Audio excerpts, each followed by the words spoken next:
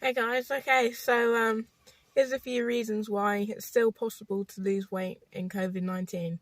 So you might not know, but I actually lost weight when I was at home. Didn't do it at the gym. So I was a kid when I lost weight, so that basically means you can't get a gym membership anyway. So here's a few reasons why it's possible. A lot about weight loss is mindset, so if you got that positive mindset, I'm sure you can definitely lose weight. Also, I believe that if you want something enough, you're going to go for it. As long as you exercise more than you eat, you'll be fine. There's still that myth that eating fat is going to make you fat, but at the same time, if you think you are what you eat, if you eat a load of chocolate, you're going to turn into a chocolate bar. I guess that's not exactly true, but you get the idea that healthy stuff is healthy. Unhealthy stuff is going to make you a little bit overweight or just unhealthy, and it's going to affect your quality of life. What I'm saying is pay attention to what's on the grocery bill. This is probably something like 80% diet and 20% exercise at the end of the day. Notice your eating habits, notice when you're snacking. Maybe drink more water than you normally do, because that's going to stop the hunger a little bit. We should be drinking 2 litres of water a day anyway.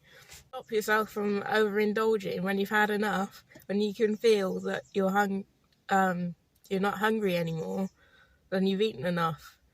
Just because it's there, just because you're like, oh, I don't want to waste the food, doesn't mean you shouldn't just leave it till like another meal or something.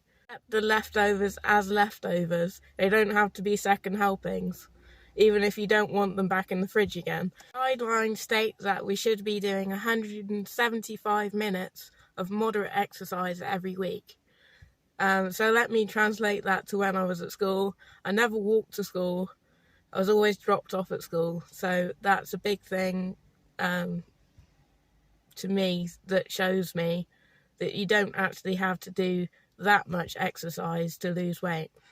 I did take part in PE though, so add another 2 sessions of 100 minutes, so 2 1-hour 40s. I guess that's not too bad. And I do about 2 hours of the rowing machine, and then during the week I do about 20 minutes of a day of a exercise DVD, just focusing on pretty much tummy exercises. I think tummy exercises are important. Having a strong core is going to actually make other exercises easier, but also the fact that transversus abdominals is going to suck your stomach contents in. So that's going to help you feel better about the way that you look, feel better about the way that your tummy is. So that might make you feel like, oh, I'm not so fat anymore, because it's visible. About a size 18, 16 down to a size 10 on top. And then trouser wise, probably like a size 14 to a size 10, 8. A space of about 3 years, but I think that slow weight loss is a lot more sustainable than fast weight loss. So if you go for the fast alternative, then it's harder to kind of keep it off and stick at the healthy things. You want something sustainable for the whole of your life. You don't want to be switching diets here and there. If you're staying home, there's no reason to come out of this COVID-19 no better than when you started. The longer that you take to try and make the change, the longer that it's going to take you in the long run, because it's a lot more weight to get off. And obviously that's going to make it even harder, because the heavier that you are, exercises get harder. Exercises are never easy, so you can change the intensity you do the exercise. You always want to be working at that sweet spot of exercise where it feels like it's not too hard, but it's not too easy. You've got to feel like you've done something. Off days, so there might be days where you feel like you can't do any exercise, you don't want to do any exercise, you just want to snuggle up and watch a movie. So I'm telling you right now, you need a rest day. So if you're going to take that as your rest day, take it as your rest day, and don't kind of guilt trip yourself because you missed a day. Lost weight, I didn't calorie count or anything. I guess that might work for some people.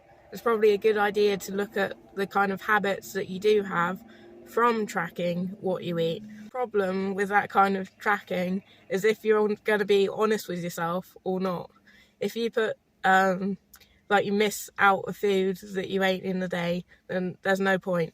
It's good if you got someone to hold you accountable, like your family can be your biggest support in this, or yourself. You've got to be determined to not go back to how you were. So there's a point in kind of thinking, oh, don't look to the past, but at the same time, you got to look to the past and think, oh, I don't want to be like that anymore. I'm not going to get back to that state. Compare your progress to others, okay? So if you're going to compare your progress, compare it to your results from before and see how happy that makes you feel to think that you've achieved something like that, or any competition. And you can use that to challenge yourself to push further towards your dream.